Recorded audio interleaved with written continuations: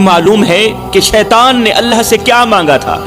اس نے کہا تھا اے اللہ مجھے قیامت تک کی مہلت دے، میں تیرے بندوں کو گمراہ کروں گا، میں انہیں نماز سے روکوں گا، میں انہیں دنیا کی محبت میں ایسا مشغول کر دوں گا، ایسا مشغول کر دوں گا کہ وہ تجھے ہمیشہ کے لیے بھول جائیں گے، ہمیشہ کے لیے بھول جائیں گے۔ آج دیکھو شیطان کا وار کامیاب ہو چکا ہے، بڑے ہی افسوس کے ساتھ کہنا پڑ رہا ہے شیطان کا وار کامیاب ہو چکا ہے۔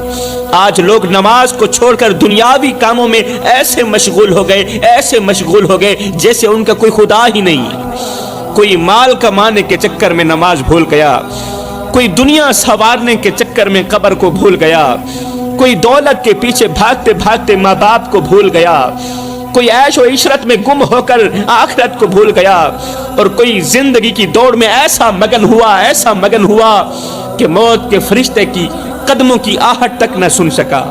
جب آنکھیں بند ہوں گی، جب ہاتھ خالی ہوں گے، جب زبان گنگی ہو جائے گی، جب کفن میں لپٹے بے بس پڑے ہوں گے، تب جا کر پتہ چلے گا کہ یہ مال، یہ دنیا، یہ عیش و عشرت سب دھوکا تھا، سب فریب تھا۔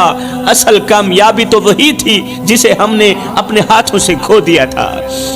آج کوئی نیند کی محبت میں سجدہ ترک کر رہا ہے، کوئی کھیل کود میں ایسا مشغول ہے کہ اسے نماز کی فکر ہی نہیں رہی۔ کیا تم جانتے ہو کہ شیطان کے سب سے زیادہ قریب کون ہوتا ہے؟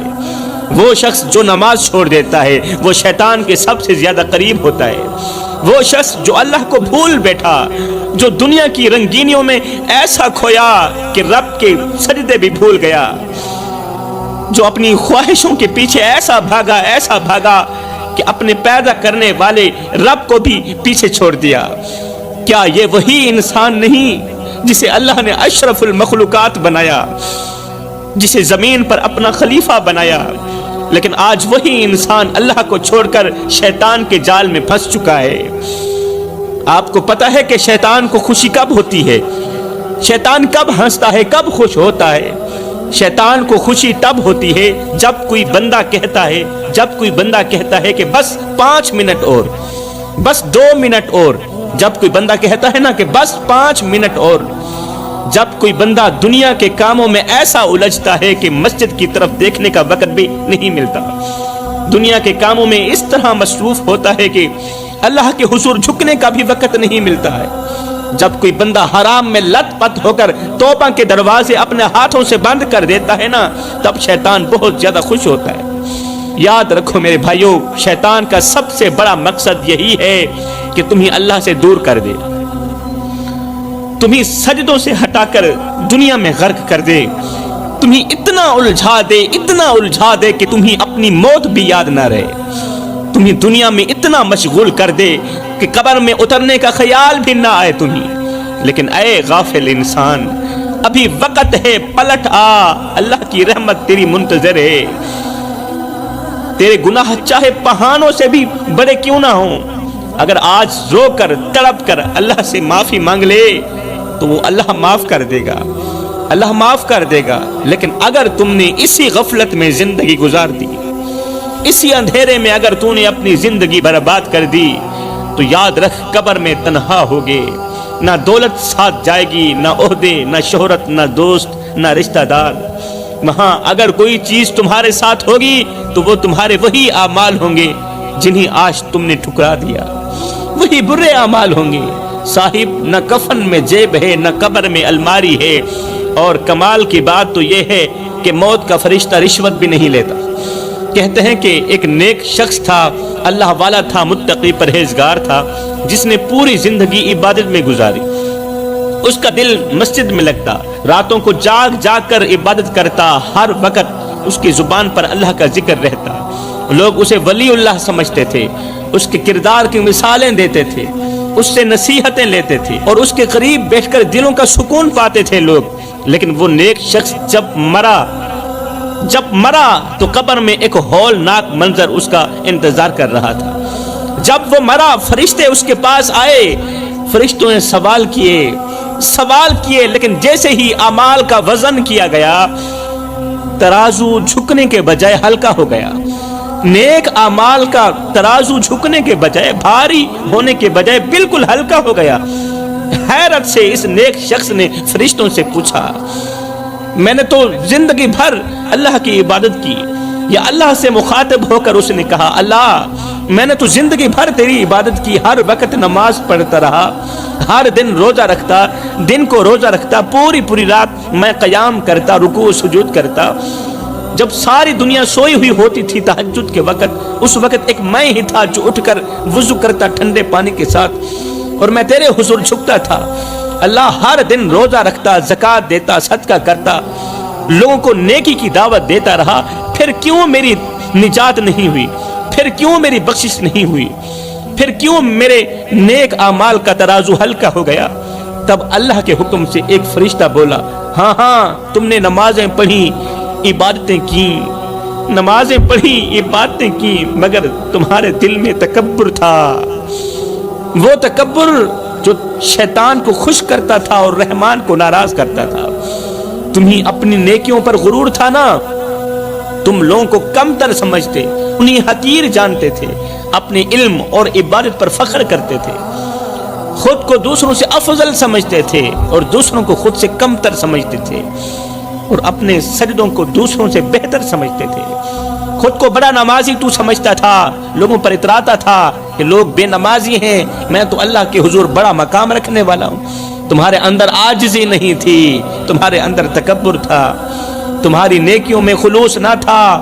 तुम इबादत रब के लिए नहीं बल्कि अपनी तारीफ के लिए करते थे कि लोग तुझे अच्छा कहें, लोग तुझे मुत्तकी परहेजगार कहें। बस तूने इसलिए इबादत की कि लोग तुझे मुत्तकी कहें, अच्छा इंसान कहें। लोगों ने अच्छा कह दिया, लोगों ने अच्छा कह दिया। जो शख्स अपनी नेकियों पर तकब्बुर करे उसके सजदे आसमान तक नहीं पहुंचते मेरे भाइयों। फिर क्या हुआ? ये सुनते ही वो शख्स तड़प उठा, रो रो कर माफियां मांगने लगा, माफियां मांगने लगा। लेकिन वक्त खत्म हो चुका था, दरवाजे बंद हो चुके थे और अब वापसी का कोई रास्ता बाकी नहीं था।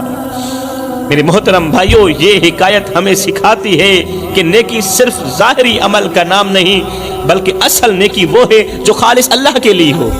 अगर हम इबादत तो करें लेकिन दिल में तकब्बुर हो, अगर हम नमाजें तो पढ़ें लेकिन दूसरों को हकीर समझें, अगर हम ज़कात तो दें लेकिन एहसान जताएं, अगर हम दीन की बात करें लेकिन खुद को दूसरों से बेहतर समझें, तो याद रखो ये नेकियां अल्लाह के यहाँ काबिल कबूल नहीं, क्योंकि अल्लाह को आजिज़ी पसंद है, गुरूर पसंद नहीं है अल्लाह को। आज की नस्ल के लिए सबसे बड़ा खतरा ये है कि वो दीन को अपनी ख्वाहिशों के ताबे करना चाहते हैं। आजकल मेरी कौम के नौजवान, सबसे बड़ा खतरा ये है इनमें कि वो दीन को अपनी ख्वाहिशों के ताबे करना चाहते हैं। वो नमाज भी पढ़ना चाहते हैं लेकिन गुनाहों को भी नहीं छोड़ना चाहते, गुनाह उनकी मजबूरी बन गए। वो दीन का नाम भी लेना चाहते हैं लेकिन दिल में गुरूर भी रखना चाहते हैं। वो चाहते हैं कि दुनिया भी उनकी हो और आखिरत भी उनकी हो, लेकिन याद रखो दुनिया और दीन एक साथ हरगिज़ नहीं चल सकते। अगर नीयत खालिस हो, मेरा अल्लाह फरमाता है या अय्युहल्लज़ीना आमनु उदखुलू फ़िस्सिल्मि काफ़ा, ऐ ईमान वालों पूरे के पूरे इस्लाम में दाखिल हो जाओ, मुकम्मल तौर पर इस्लाम में दाखिल हो जाओ। यानी कि आधे तितर और आधे बटेर बन करना, आधे तितर और आधे बटेर बन करना। अगर किरदार यही हुआ तो फिर मिसाल वही होगी ना कि धोबी का कुत्ता न घर का न घाट का। मेरे मोहतरम भाइयों, अगर चाहते हो कि तुम्हारी नेकियां कबूल हों, खुदारा आजिज़ी इख्तियार करो, तकब्बुर छोड़ दो, दूसरों को हकीर समझना छोड़ दो, बस अपनी इबादतों पर गौर करो, गुरूर मत करो। अपनी इबादतों पर गौर करो, गुरूर मत करो, क्योंकि अगर तुम्हारे अंदर आजिज़ी ना हुई, इनकिसारी ना हुई, तो तुम्हारी नेकियां एक राई के दाने के बराबर भी वजन नहीं रखेंगी। याद रखो शैतान भी बड़ा इबादत गुजार था लेकिन उसका तकब्बुर उसे हलाक कर गया। जब शैतान बना तो उसने अपने रब से मोहलत मांगी। वो जानता था कि उसका ठिकाना जहन्नम है। शैतान को भी यकीन था, वो जानता था कि उसका ठिकाना जहन्नम है, मगर उसने अल्लाह से क़यामत तक की जिंदगी मांग ली, क़यामत तक की जिंदगी मांग ली, इतनी लंबी जिंदगी मांग ली ताकि वो इंसानों को बहकाने का मिशन मुकम्मल कर सके। शैतान ने कहा मुझे क़यामत तक की मोहलत दे, मैं तेरे बंदों को राह रास्त से हटा दूंगा, انہیں دنیا کے فریب میں ایسا الجھا دوں گا کہ یہ تیرے سجدے چھوڑ دیں گے، تیرے گھر کو دیکھنا بھی گوارا نہیں کریں گے، تیرے ذکر سے غافل ہو جائیں گے، تیرے بندوں کے دلوں میں تکبر بھر دوں گا، انہی حرام میں مزہ محسوس ہوگا، لطف آئے گا، ان کی آنکھیں نامحرموں پر جم جائیں گی، ان کے دل دنیا کی محبت میں اتنے مست ہو جائیں گے، اتنے مست ہو جائیں گے کہ قبر کا خوف ان کے ذہن سے مٹ جائے گا۔ میں انہیں اتنا گمراہ کر دوں گا، اتنا گمراہ کر دوں گا کہ وہ گناہ کرتے ہوئے ندامت بھی محسوس نہیں کریں گے، گناہ کرتے ہوئے شرمندگی بھی محسوس نہیں کریں گے، اور میں ان کے اندر توبہ کو اتنا مشکل کر دوں گا کہ وہ اپنی آخری سانس تک میرے جال میں پھنستے چلے جائیں گے، آخری سانس تک میرے جال میں پھنستے چلے جائیں گے۔ پھر اللہ نے کیا کہا، سنیے، غور سے سنیے۔ اللہ نے فرمایا جا، تجھے مہلت دی، اے شیطان میں نے تجھے مہلت دی، مگر یاد رکھ میرے نیک بندے تیرے بالکل بھی قریب نہیں آئیں گے، میرے نیک بندے تیرے فریب میں نہیں آئیں گے، جو مجھ سے جڑ جائیں گے نا میں انہیں تیرے شر سے ہمیشہ کے لیے محفوظ رکھوں گا، جو مجھ سے جڑ جائیں گے، جو میرے ہوں گے نا وہ تیرے فریب میں آ ہی نہیں سکتے۔ اور آج دیکھ لو شیطان اپنا وعدہ پورا کر رہا ہے، اور ہر انسان کے ساتھ ہے شیطان، کھلا دشمن ہے شیطان، ہر دل میں وسوسے ڈال رہا ہے، ہر نفس میں خواہشیں پیدا کر رہا ہے، ہر آنکھ کو دنیا کے حسن میں الجھا رہا ہے، ہر جوان کو نفس کے بہاؤ میں گرا رہا ہے۔ اے انسان، کیا تمہیں لگتا ہے کہ شیطان تیرا خیر خواہ ہے؟ ارے وہ تو خود جہنم میں جانے والا ہے۔ یاد رکھ وہ ہر حال میں تمہیں اپنے ساتھ لے جانا چاہتا ہے، شیطان ہر حال میں تجھے اپنے ساتھ جہنم میں لے جانا چاہتا ہے۔ وہ چاہتا ہے کہ تمہارے پاس دولت ہو مگر سکون نہ ہو، سکون کا ایک لمحہ بھی تمہیں میسر نہ ہو، تمہارے پاس وقت ہو مگر عبادت نہ ہو، تمہارے پاس زندگی ہو مگر تمہیں قبر کی فکر بالکل بھی نہ ہو، تمہارے پاس علم ہو مگر تمہیں ہدایت نصیب نہ ہو۔ وہ تمہیں روز گناہوں کی طرف دھکیلتا ہے اور تم مزے سے اس کے فریب میں آ جاتے ہو، مگر یاد رکھو وقت بہت کم ہے۔ اگر آج تم نے اپنی آنکھیں نہ کھولی، خود کو نہ بدلا، اگر آج تم نے خود کو نہ بدلا تو ایک دن تمہاری آنکھیں قبر میں جا کھلیں گی، اور تب تمہاری چیخیں نکل رہی ہوں گی، چیخیں نکل رہی ہوں گی، مگر سننے والا کوئی نہیں ہوگا۔ شیطان تمہیں آخری لمحے تک کہتا رہے گا کہ ابھی وقت ہے، ابھی وقت ہے، مگر یاد رکھو میری قوم کے نوجوانوں، موت کا کوئی وقت مقرر نہیں۔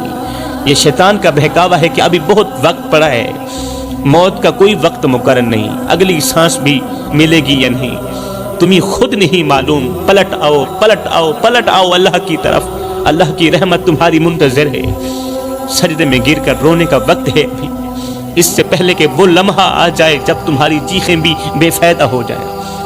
شیطان نے قسم کھا کر کہا تھا میں تیرے بندوں کو چاروں طرف سے گھیر لوں گا، انہیں آگے سے، پیچھے سے، دائیں سے، بائیں سے گھیر لوں گا، ان کے دل میں دنیا کی محبت اس طرح بٹھا دوں گا کہ یہ بھٹک جائیں گے، ان کے خیالات کو آلودہ کر دوں گا، گندا کر دوں گا، ان کی نظریں حرام میں الجھا دوں گا۔ شیطان نے پورا زور لگا لیا، پورا زور لگا لیا، ہر راستہ گھیرنے کی کوشش کی، ہر راستے پر جال بچھایا مگر دو راستے بھول گیا۔ شیطان نے ہر ایک راستے پر اپنا جال بچھایا مگر وہ دو راستے بھول گیا، دو دروازے ایسے چھوڑ دیے جن سے اللہ کا بندہ آسانی سے نکل کر اللہ کی طرف جا سکتا ہے، نیکی کی طرف جا سکتا ہے، آسانی سے نکل سکتا ہے۔ پہلا راستہ اوپر کا تھا، شیطان بھول گیا، یعنی اللہ کی رحمت کا دروازہ، دعا کا دروازہ، استغفار کا دروازہ، وہ دروازہ جس سے نکلنے والا کبھی شیطان کے قابو میں آ ہی نہیں سکتا۔